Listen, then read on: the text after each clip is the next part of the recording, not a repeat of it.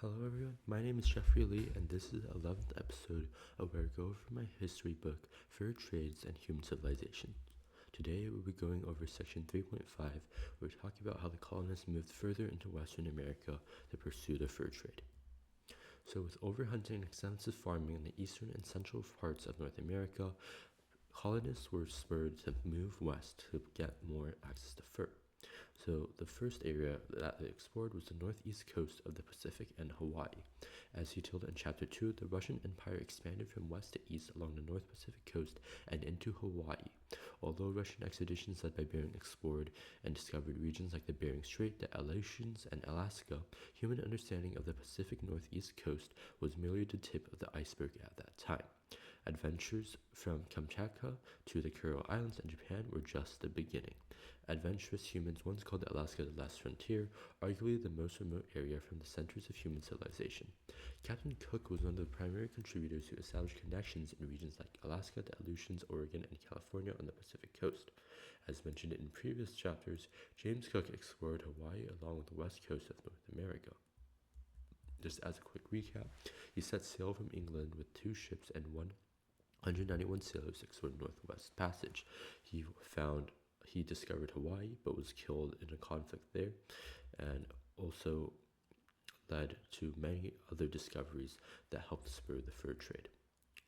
So before Captain Cook's expedition established maritime fur trade routes, furs imported into China primarily came through Russian traders at the Chukotka border, but the sale of fur trade there was insufficient to meet China's demand. After returning to Europe, members of Cook's expedition recounted the abundant fur resources on the northeast Pacific coast and the lucrative profits from selling these furs in China. James King, captain of one of the expedition's ships, remarked, "Commercially speaking, a voyage to this part of the American coast should yield immense profits and thus merits public attention." George Dixon, who had sailed with Captain Cook on his 3rd Pacific voyage, experienced firsthand the initial trade details along the northeast Pacific coast, Hawaii, and Guangzhou, China. In 1785, Dixon, along with the explorer Nathaniel Portlock, embarked from Britain on a 3-year trade and exploration mission. During the summers of 1786 and 1787, Dixon explored southeast British Columbia and Alaska. By the end of 1786, he also explored the Hawaiian Islands, and John Meares, another significant British naval officer, explorer, and fur trader of the same period, led 2 ships to the northeast Pacific coast in 1786. Indeed, John Ledyard, a former British soldier who participated in Captain Cook's 3rd voyage, had earlier endeavored to develop the fur trade along the northwest coast of North America. Although Ledyard returned to London with Cook's fleet at the end of 1780, his American origins as a Connecticut native led to his desertion from the British Navy during a leave in Long Island in New York the following year. Beyond writing, Ledyard conceived a business plan to establish fur trading posts along the northeast coast of the Pacific, thereafter transporting the furs across the Pacific to China, and sought investors for this venture. In June 1783, Ledyard met with American financier Robert Morris, who endorsed his plan. Morris subsequently found several partners, and they built a large ship, the Empress of China. However, due to disagreements and financial constraints, the venture's focus shifted from developing the Northwest Coast fur trade to directly transporting American products to China. Ledyard, refusing to honor his original intentions, withdrew from the project and continued to seek funding in Spain and France. In Paris, Ledyard met John Paul Jones, with whom he agreed to collaborate. Unfortunately, his plans were thwarted by high ship purchasing costs and Spain's declaration of sovereignty over the entire American West Coast. And now let's talk about the American fur trade on the West Coast. Following American independence, freeing British companies, a large number of American ships set sail from the Atlantic to engage in direct trade with Guangzhou, China. Another perspective to consider is that post-independence, the United States needed to re-establish its bilateral trade system. During its time as a British colony in North America, the colony's goods were primarily imported from Britain, while colonial products were sold back to Britain. However, other than special precious metals like silver, American merchants liked goods exchanged for Chinese tea, silk, and porcelain. While ginseng had been a popular export, the increasing number of American ships heading to China over the years had led to a surplus of ginseng in the Chinese market, reducing profits to the point of losses. On September 30th of 1787, 2 ships, the Columbia and the Washington, set sail from Boston on a commercial expedition and overseas trade voyage organized by American merchant Joseph Burrell. The crew landed on Washington Island and built shelter to survive the winter. In the spring and summer of 1789, the Washington sailed around the North American West Coast, trading furs with Native Americans. The trade results were disappointing, partly because Native Americans' preference for European products had changed, unlike what was described during Cook's voyages. The ecological bounty of Pacific Coast furs matched the emerging trade needed of a newly independent America. The successes of Gray and other global voyages were distilled into what was described as the three most famous trades of the American North, departing from Massachusetts to sell trinkets along the North American West Coast, selling the collected furs in Guangzhou, and transporting goods from China and around the world back to Boston. Newly independent America, having lost British support, was eager to develop foreign trade markets. The free resources of the Northeast Pacific Coast were a potent remedy, not only solidifying the direct trade with China initiated by Jinsun, but also eliminating dependency on Europe and the West Indies. With substantial trade profits, America invested in industrial development and goods production, setting the country on a fast track to industrial advancement. Simultaneously, the fur trade along the northeast west coast propelled the exploration of the Rocky Mountains and its flanks, as well as the subsequent large-scale westward movement.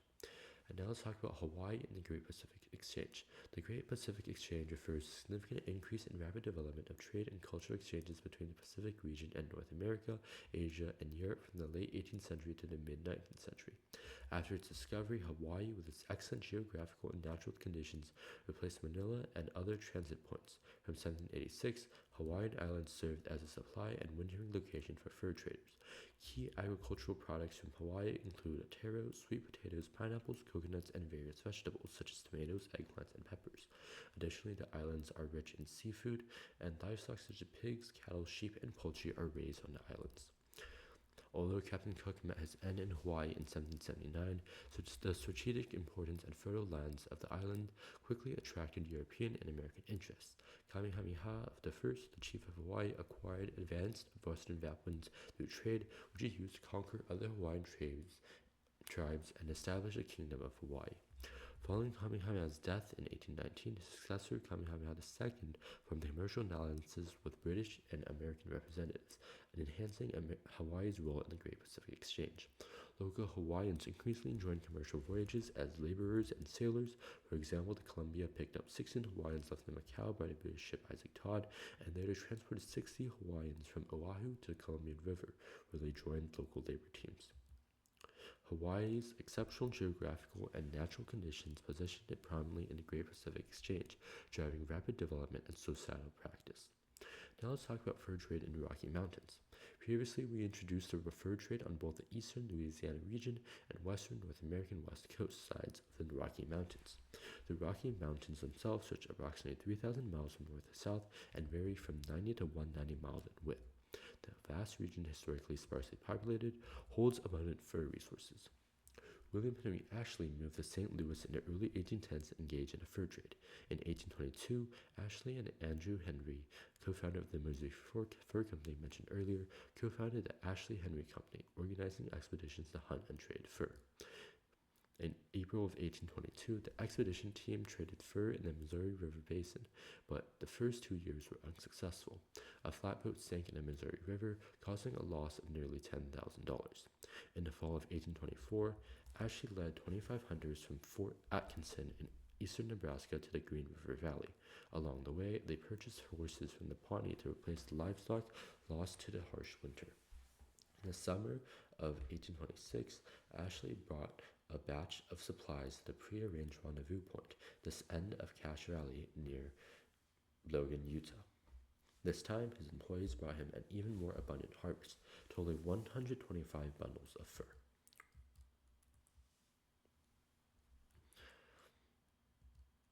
The rendezvous points were always chosen on the western side of Continental Divide, with attendants at these gatherings sometimes reaching into the thousands. Initially, those attending the annual rendezvous were hunters contracted by the company, but later anyone with fur to trade began to participate. This method involved breaking down the transportation of fur and goods into smaller, more flexible units, overcoming the challenges posed by the rugged terrain and harsh climate of the Rocky Mountains. Due to the complex environment, mountain men did not travel alone, but formed teams ranging from a few to dozens of members, that ensured safety and provided mutual support. And now let's talk about the Smith expedition. The hunting range and mountain men covered the entire Rocky Mountains. One of Ashley's Fur Company's successors, Jedediah Strong Smith, explored vast areas of the Rockies and became a leading explorer among mountain men. Smith's first hunting expedition began on August 22 of 1826, where he set out from Sanpete Valley in Utah to search for fur-bearing animals. The team took 15 days to cross the Mojave Desert, and on November 26, they crossed the San Bernardino Mountains. Smith wrote a letter to the then governor of Mexico, California, Jose Maria Echeandía, requesting permission for his team to purchase supplies locally before heading to the San Francisco area and then eastward over the Rocky Mountains, back to the Great Salt Lake.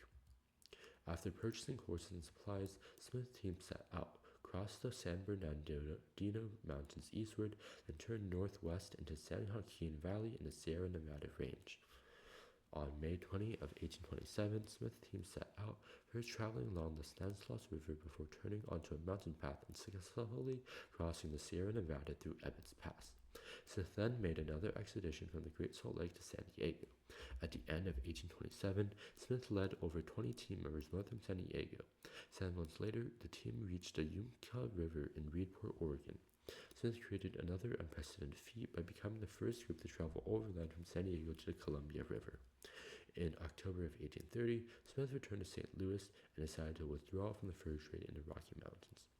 Now let's talk about the Walker expedition. Joseph Redford Walker, born in Tennessee in 1798, was another prominent mountain man explorer. From the 1820s to the early 1830s, Walker hunted in animals and traded furs in the West. In 1833, he was commissioned to explore California and the Pacific coast. His mission included fur trading, collecting information on geography, terrain, and flora and fauna, and understanding the distribution and strength of Native American tribes. However, 6 craftsmen from the team chose to remain in California due to high demand for skilled labor and high-quality products. During the time when the Rocky Mountains were still considered a wilderness, mountainmen faced numerous severe challenges in their quest of fur and trading profits at collection points.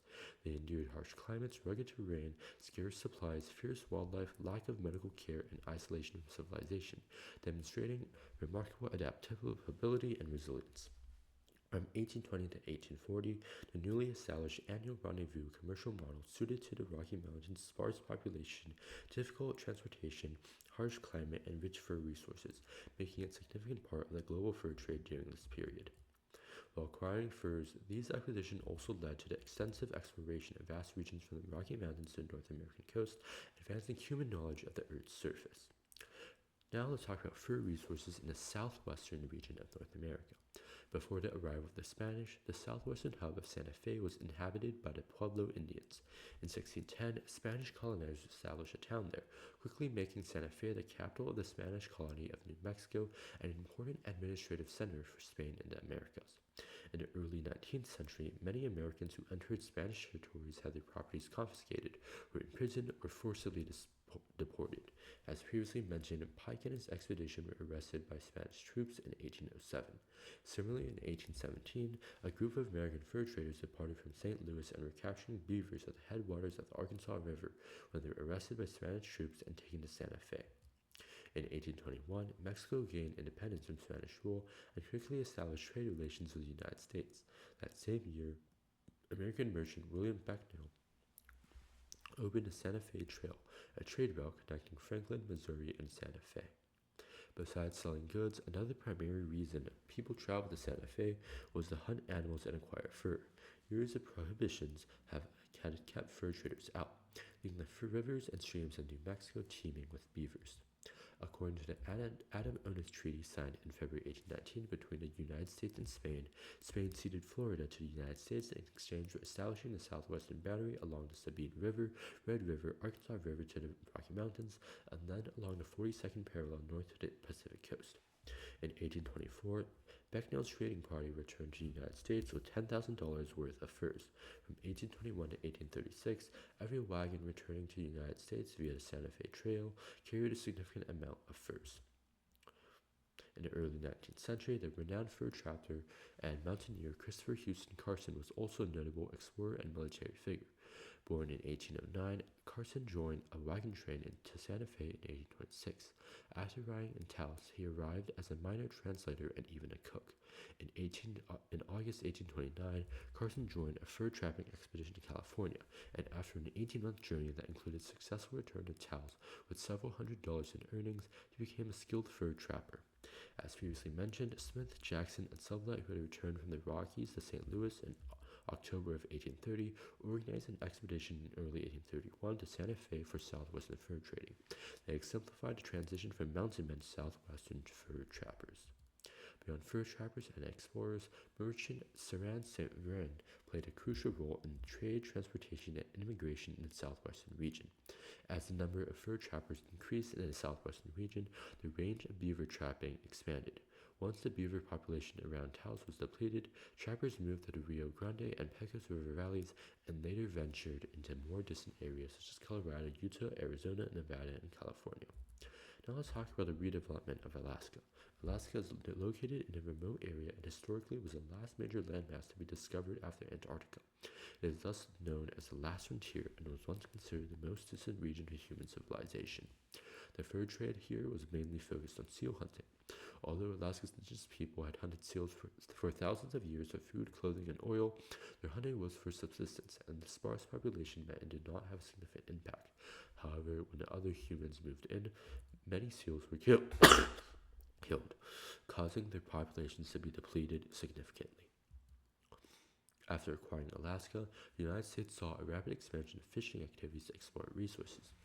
Surrounded by the sea on three sides, Alaska's 34,000-mile coastline and adjacent waters are among the world's largest and most productive fishing grounds. Here, we also had a gold rush.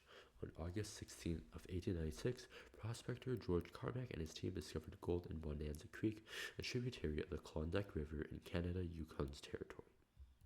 Prospectors came from the United States, Canada, Europe, and Asia, braving harsh environments and challenging conditions with rudimentary tools in the search of gold. Besides facing extreme weather, prospectors were often attacked by wild animals such as bears and wolves. The gold rush brought enormous wealth to Alaska. Gold production surged from 18 tons to 1897 to 30 tons in 1900, and the influx of prospectors and associated business increased Alaska's population and attracted significant investment in labor. Here we also have forestry and mining. Tongass National Forest, located in southeastern Alaska, spans 17 million acres of forest land, with over 5 million acres designed for commercial use. Alaska is also rich in mineral resources, including zinc, lead, gold, silver, and coal. In 2011, the total value of Alaska's mineral exports was $1.84 billion. There was also the oil industry and tourism. After World War II, Alaska's proximity to the Arctic and Asia led the United States to establish multiple airports, military bases, and radar arrays in the region. Tourism also became an important source of income, with many people traveling and visitors spending $1.5 billion in Alaska. After the Russian Empire had hunted approximately 30,000 sea otters in Alaska, bringing the species to the brink of extinction, Alaska sold the United States to the various regions, including the perceived depletion of its resources. However, ironically, Alaska flourished into a great region with gold mining, fishing, forestry, mining, oil, natural gas, and tourism. Alaska is truly a great example that showed how it contributed to human evolution. This period contributed to the subsequent 3 global industrial revolutions over the next 100 years, rapidly advancing the coherent progress of global human civilization.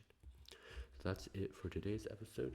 And next week we'll continue going over chapter 3 and we'll be wrapping it up soon.